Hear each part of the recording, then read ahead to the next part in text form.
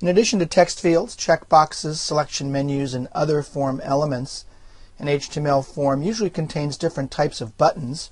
Reset buttons clear a form so it can be refilled out.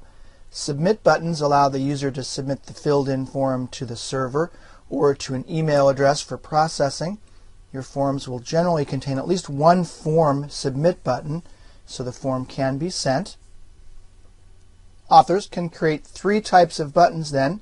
Submit buttons. When activated, a submit button submits a form. A form may contain more than one submit button. You can also create reset buttons. When activated, a reset button resets all controls to their initial values. The third type of button are generic push buttons. These buttons won't do anything unless you write some code around them, for example, using the onClick method to call some JavaScript. Each push button may have client-side scripts associated with the element's event attributes.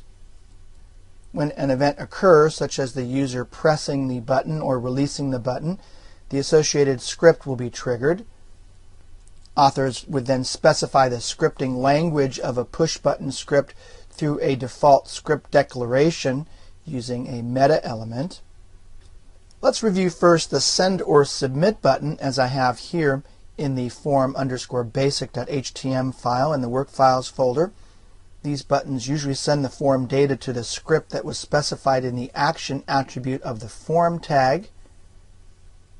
In this case, the action is just sending this to my website, to a subfolder called prog/add-user. More on methods of processing the form data after the user presses the send or submit button a little bit later in this tutorial. You can use an optional name attribute to provide a name for the button. And the value attribute here, I've set this to just to send, specifies the value associated with this button.